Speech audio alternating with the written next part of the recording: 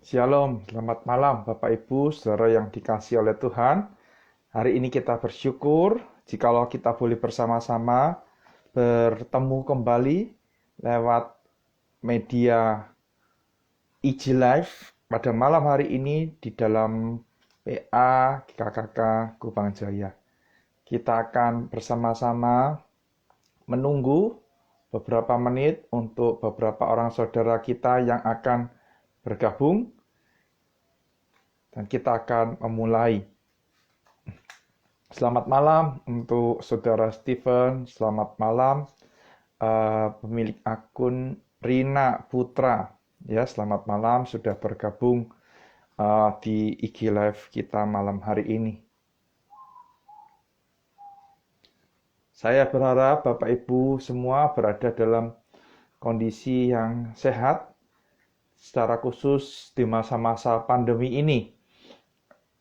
Biarlah dengan kekuatan dan pertolongan daripada Tuhan, kita bisa boleh terus melewati dan menjalani hari-hari yang Tuhan masih percayakan kepada setiap kita.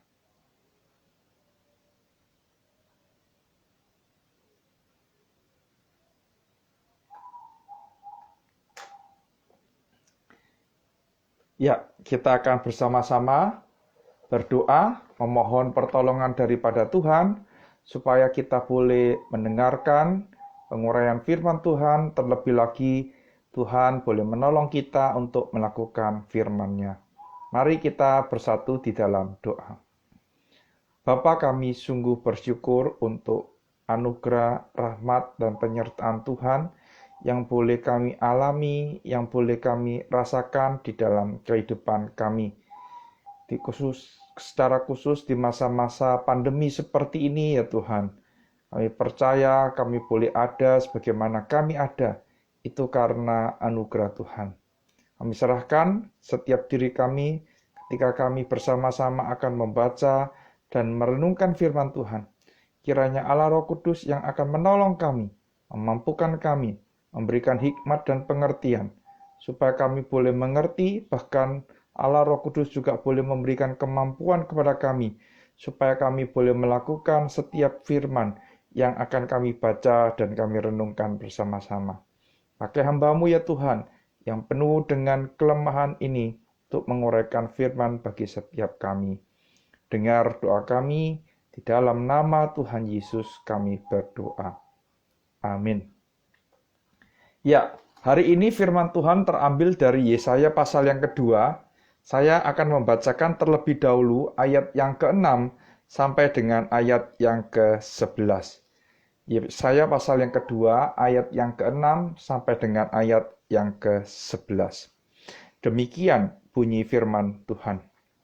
Sungguh telah kau buang umatmu, yakni kaum keturunan Yakub, sebab di mana-mana mereka melakukan tenung seperti yang di timur, dan sihir seperti orang Filistin, dan orang-orang asing di antara mereka terlalu banyak. Negerinya penuh emas dan perak, dan tak terbatas harta bendanya. Negerinya penuh kuda, dan tak terbatas jumlah keretanya. Negerinya penuh berhala-berhala, mereka sujud menyembah kepada buatan tangannya sendiri, dan kepada yang dikerjakan oleh tangannya. Maka manusia ditundukkan dan orang direndahkan. Jangan ampuni mereka. Masuklah di sela gunung batu dan bersembunyilah di dalam liang tanah terhadap kedahsyatan Tuhan dan terhadap semarak kemegahannya. Manusia yang sombong akan direndahkan dan orang yang angkuh akan ditundukkan. Dan hanya Tuhan sajalah yang maha tinggi pada hari itu. Nah, kita baca di bagian ini dulu, nanti kita akan lanjutkan bagian yang kedua, Bapak Ibu ya, setelah kita masuk di dalam poin pembahasan yang kedua.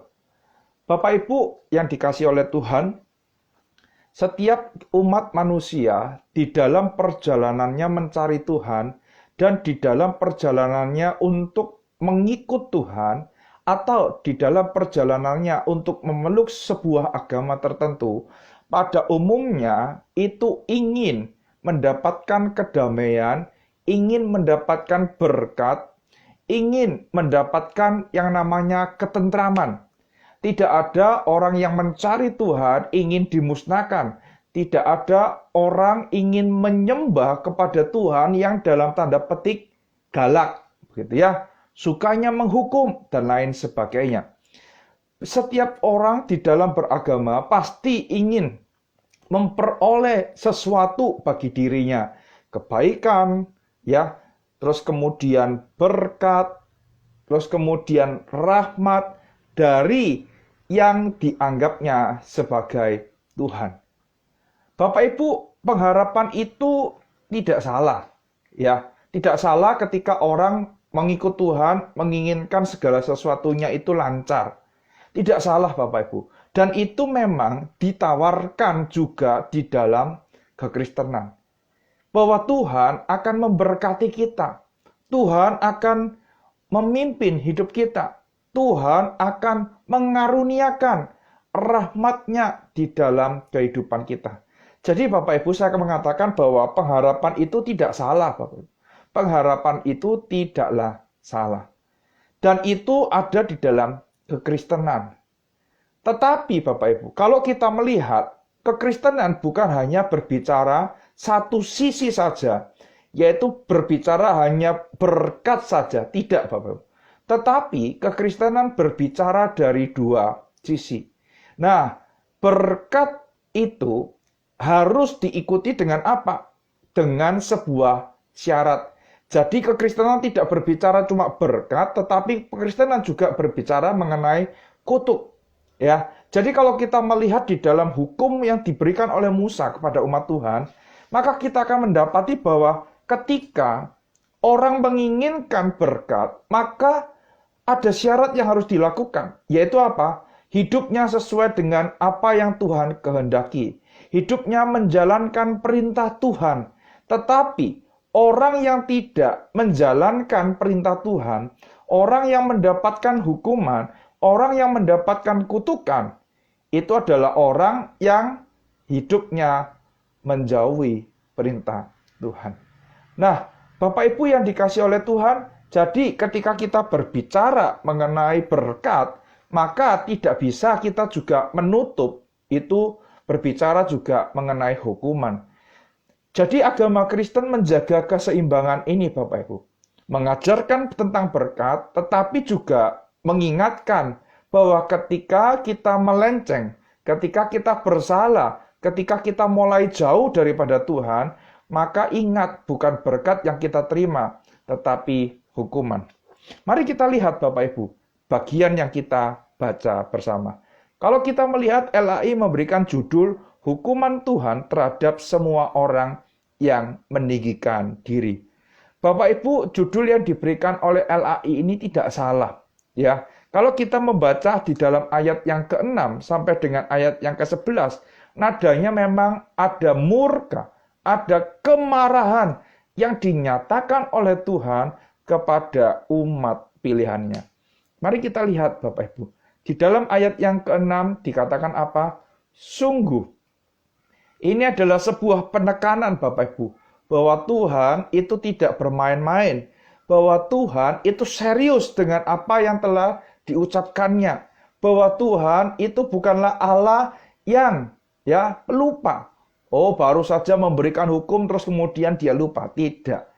Allah adalah Allah kalau memang umatnya hidup sesuai dengan apa yang diminta, maka berkat itu juga akan diberikan kepada umatnya. Nah, apa yang sungguh di dalam bagian ini Bapak Ibu?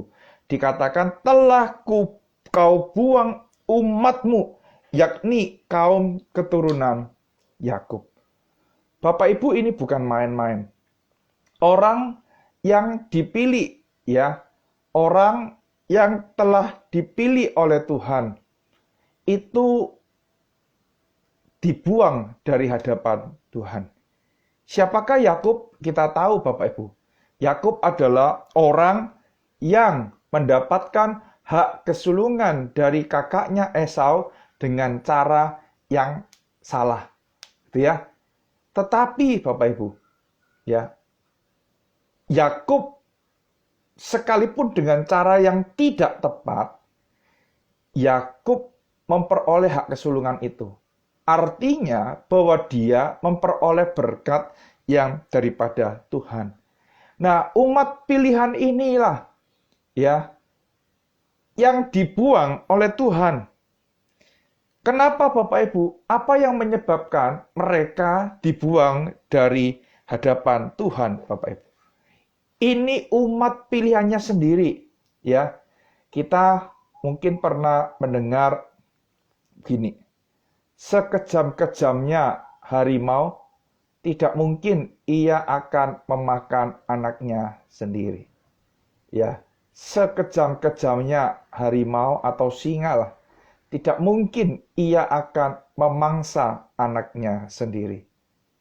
Nah, ini Tuhan, Bapak Ibu. Orang yang telah memilih ya Abraham, Ishak, dan Yakub sebagai orang yang mewarisi janji yang telah diberikan, sebagai orang yang dipilih untuk menduduki tanah perjanjian. Tetapi dikatakan apa? Umat itu bukan dipelihara, tetapi dibuang.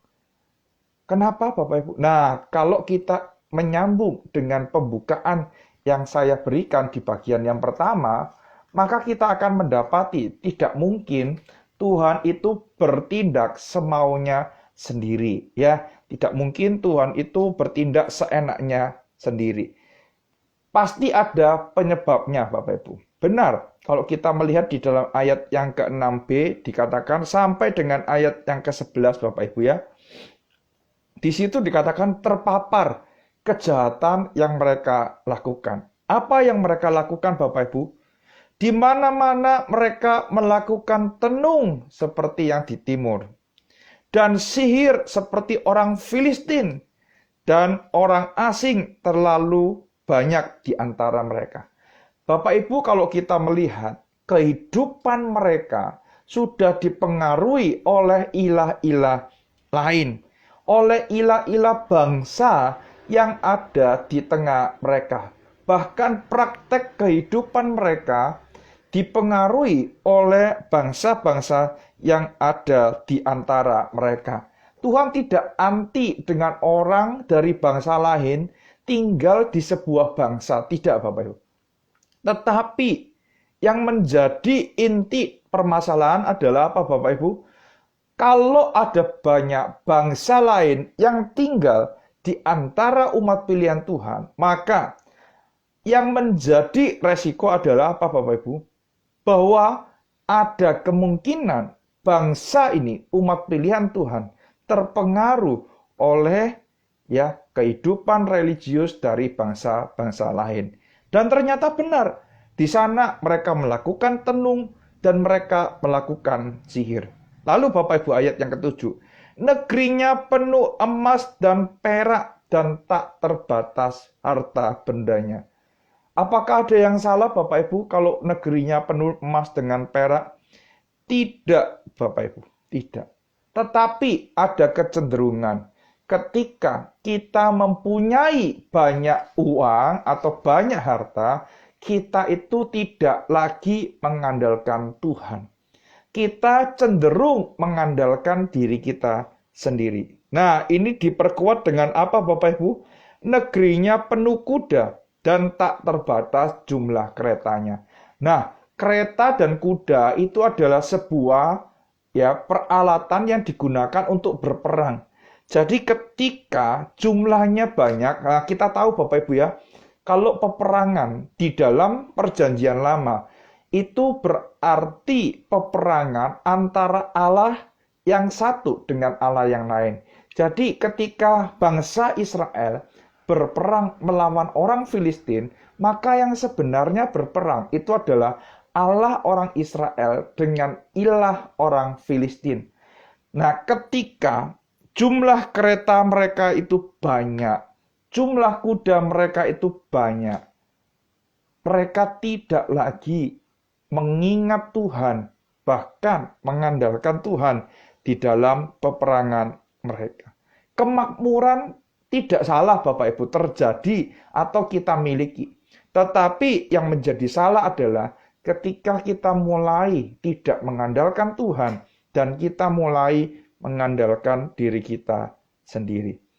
Ya, kita lihat tadi ya, mereka melakukan tenung, mereka melakukan sihir, terus kemudian negerinya penuh emas dan perak, dan tak terbatas harta bendanya.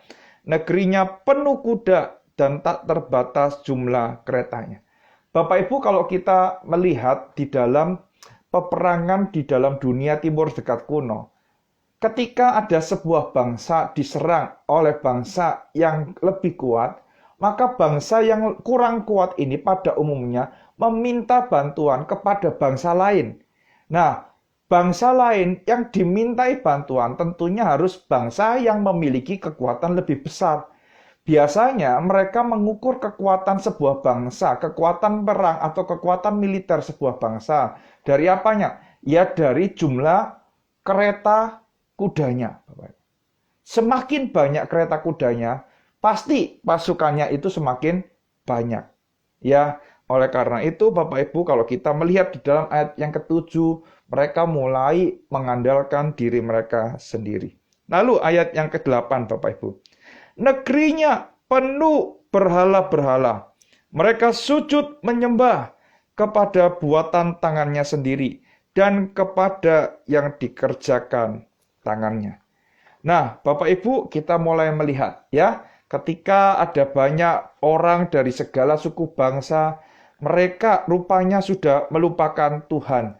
Mereka tidak mengingat bahwa mereka ini adalah umat Tuhan, di mana mereka harus hidup sesuai dengan identitas mereka.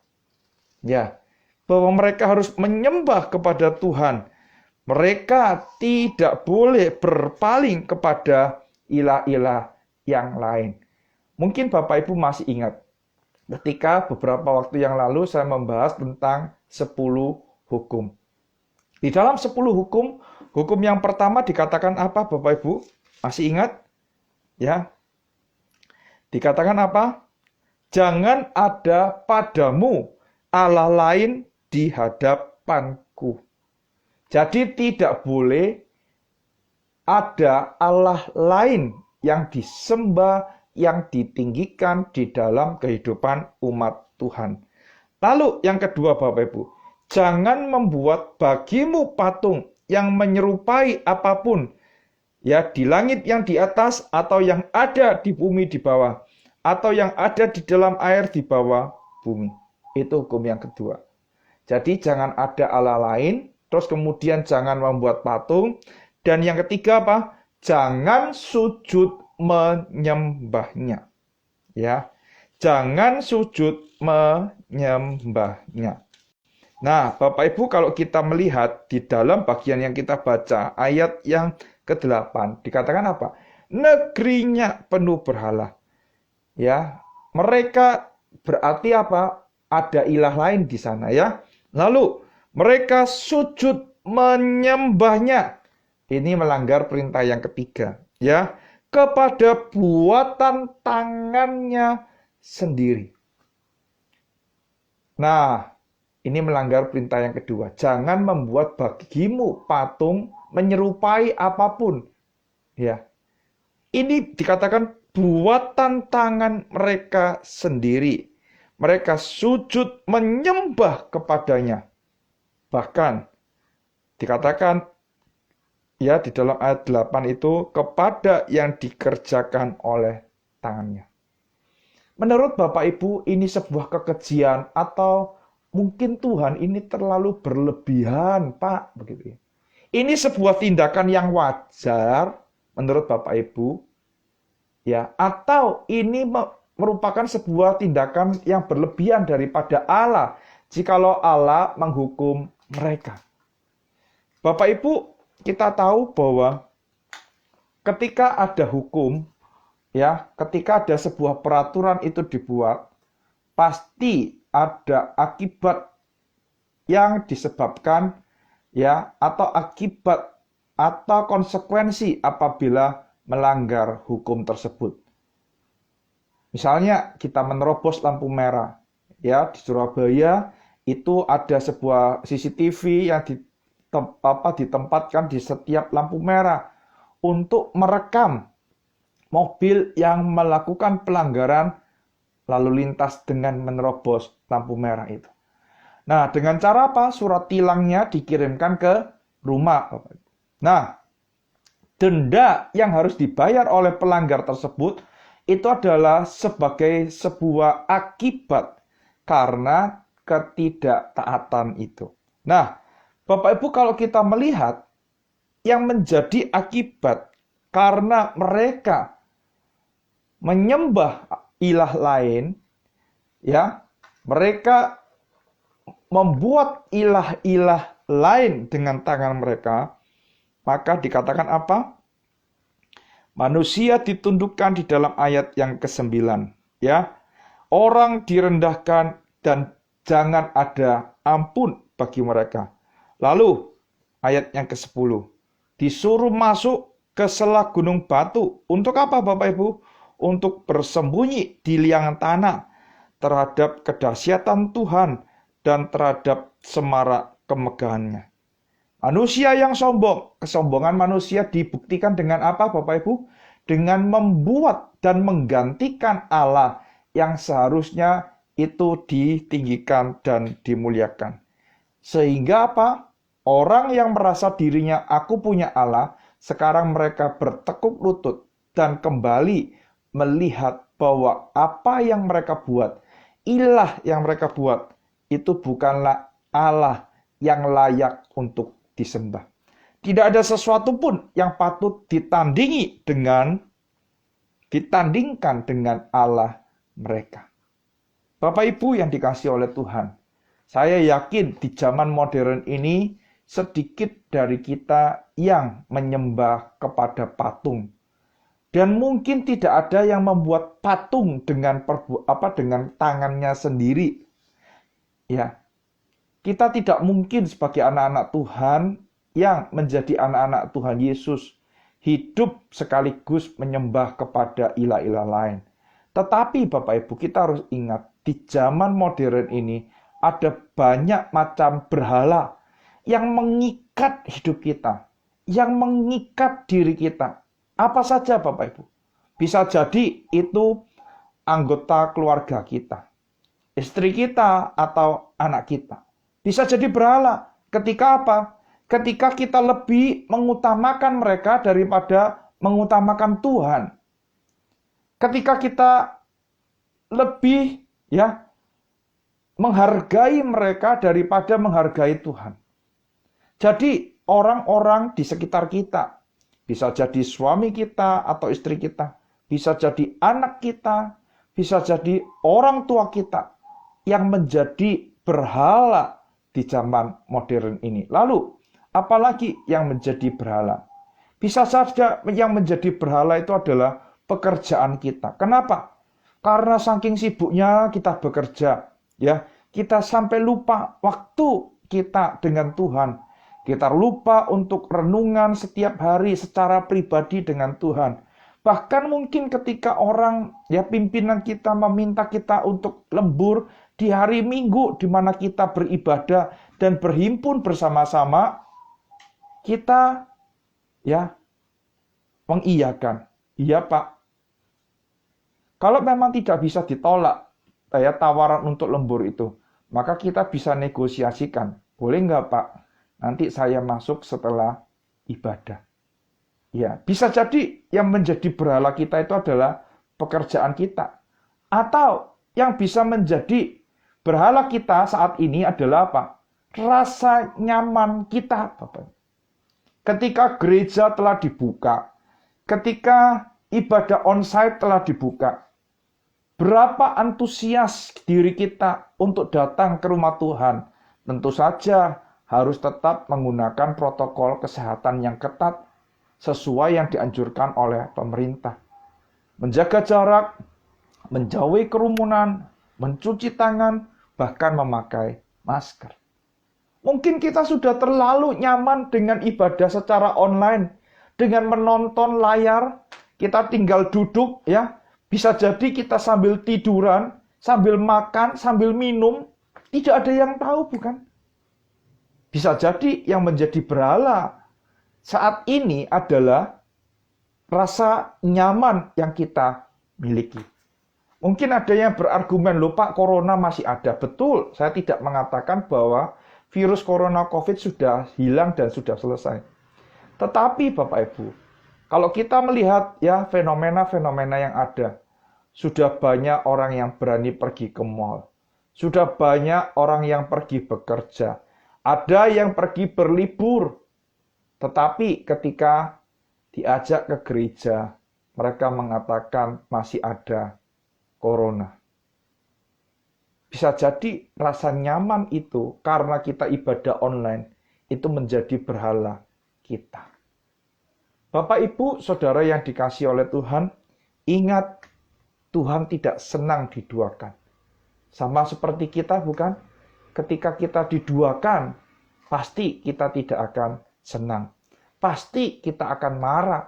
Pasti kita tidak akan suka. Oleh karena itu, mari kita berbalik kepada Tuhan. Mengerti isi hati Tuhan. Menyelami isi hati Tuhan. Mari kita sebagai umat Tuhan hidup benar, hidup kudus sesuai dengan apa yang diharapkan oleh Tuhan. Ya. Lalu Bapak Ibu, kalau kita melihat ya di dalam ayat yang ke-17, terus kemudian di dalam ayat yang ke-22, ya. Ayat 17 itu dikatakan demikian. Manusia yang sombong akan ditundukkan, dan orang yang angkuh akan direndahkan, dan hanya Tuhan sajalah yang maha tinggi pada hari itu. Ya, Bapak Ibu, kalau kita membaca, ini sama dengan ayat yang ke-11 bunyinya, ya. Manusia yang sombong akan direndahkan, dan orang yang angkuh akan ditundukkan, dan hanya Tuhan sajalah yang maha tinggi pada hari itu. Lalu kalau kita melihat Bapak Ibu, di akhir ya bagian dari pasal yang kedua ini dikatakan apa? Jangan berharap kepada manusia, sebab ia tidak lebih daripada embusan napas. Dan sebagai apakah ia dapat dianggap? Nah, Bapak Ibu Saudara yang dikasihi oleh Tuhan, berarti kita sudah tahu Bapak Ibu ya, pokok permasalahan dari pengapa Tuhan itu menghukum umat pilihannya.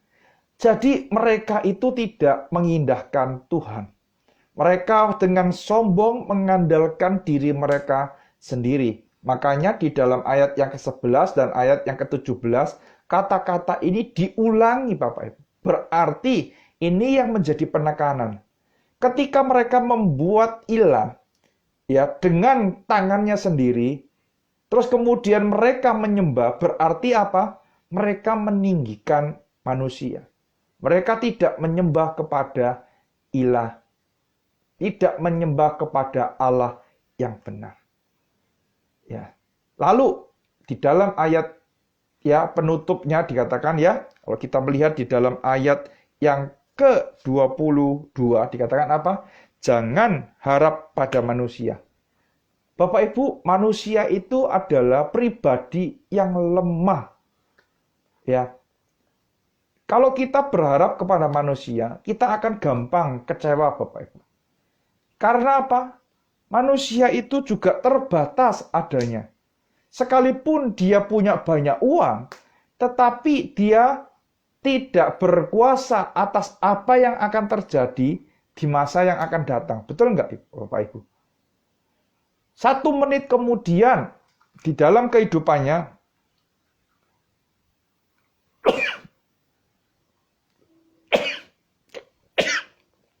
mohon maaf, 1 menit kemudian di dalam kehidupannya tidak ada seorang pun yang tahu apa yang akan terjadi. Ya, ketika kita berharap kepada manusia, maka tidak akan ada artinya. Dikatakan, sebab ia tidak lebih daripada embusan napas, dan sebagai apakah ia dapat dianggap. Ketika kita berperang, ketika kita tahu bahwa kita akan kalah, Apakah kita datang kepada Tuhan? Apakah kita datang memohon pertolongan kepada Tuhan? Atau kita datang menyembah atau meminta pertolongan kepada bangsa lain? Bapak Ibu, di masa-masa seperti ini, saya tahu hidup itu tidak mudah. Ya, ada banyak kesulitan-kesulitan yang mungkin Tuhan izinkan hadir. Ketika kita mengalami kesulitan itu, kepada siapa kita datang? Apakah memang benar kita berharap sepenuhnya kepada Tuhan? Apakah memang benar kita sungguh-sungguh mengandalkan Tuhan di dalam kehidupan kita? Jangan berharap kepada manusia, ya. Datanglah terlebih dahulu kepada Tuhan. Tuhan bisa memakai berbagai macam cara, Bapak Ibu. Termasuk cara yang di luar pikiran kita. Tetapi dia juga bisa memakai cara-cara yang sederhana untuk menunjukkan pertolongannya di dalam kehidupan kita. Memasuki Minggu Advent yang pertama ini, Bapak Ibu, kita diingatkan, ya, mari kita datang kepada Tuhan. Mari kita kembali kepada Tuhan.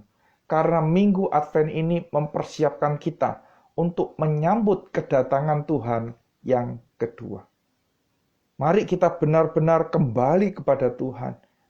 Meminta ampun jikalau selama ini kita mengandalkan diri kita, harta yang kita miliki, atau mungkin orang yang dekat dengan kita. Bapak Ibu, sebagai umat Tuhan, mari kita benar-benar mengandalkan Tuhan. Caranya gimana Bapak Ibu?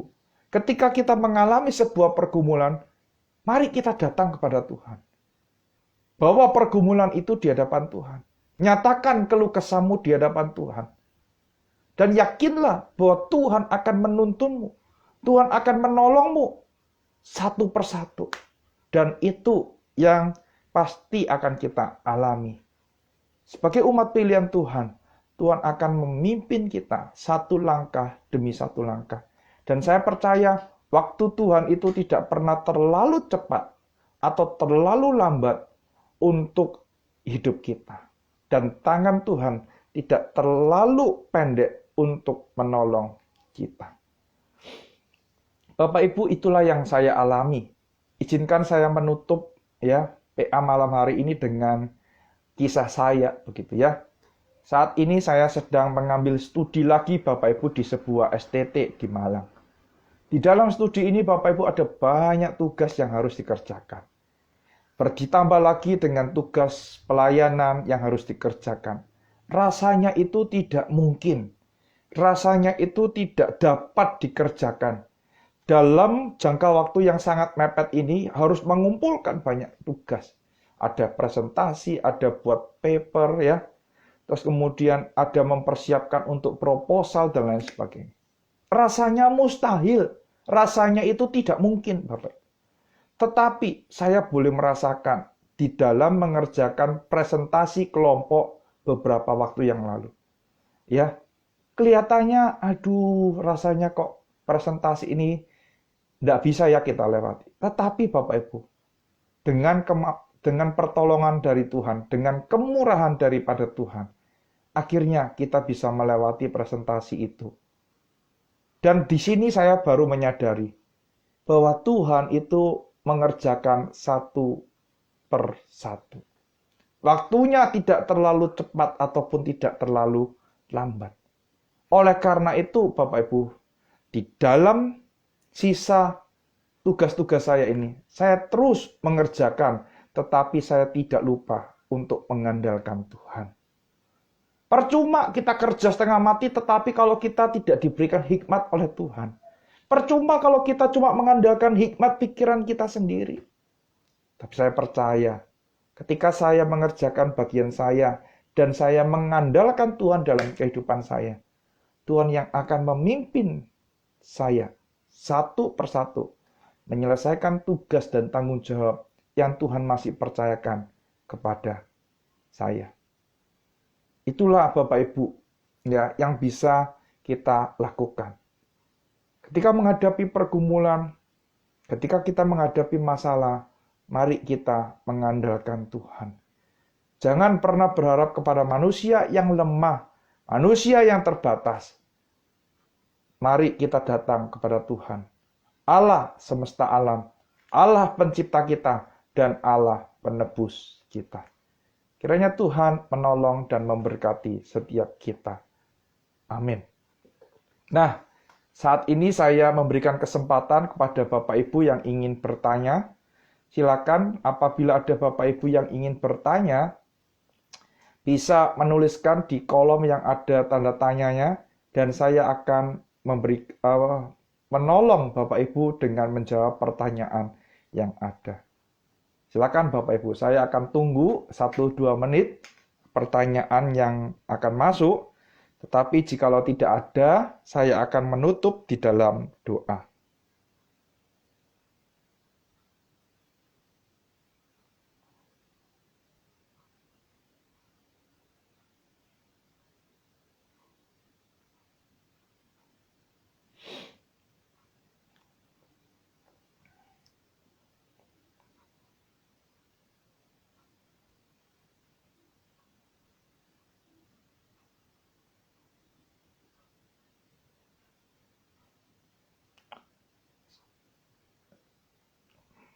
Ya, nampaknya masih belum ada pertanyaan yang masuk.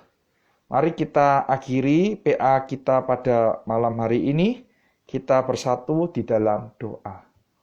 Bapa di dalam surga, kami sungguh bersyukur jikalau malam hari ini kami boleh diingatkan oleh firman Tuhan. Kami serahkan setiap diri kami ke dalam tangan Tuhan. Secara khusus ya Tuhan, kami ingin selalu mengandalkan Tuhan. Kami belajar untuk terus berharap kepada Tuhan. Di tengah-tengah kehidupan kami, di tengah-tengah kondisi pandemi ini, bahkan bagi pekerjaan kami, bagi karier kami, bagi pelayanan kami. Kami serahkan diri kami ke dalam tangan Tuhan. Ampuni kami jikalau selama ini kami mengandalkan diri kami, bahkan kami mungkin juga mengandalkan orang lain. Tuhan tolong pimpin kami. Tuhan tolong sertai kami.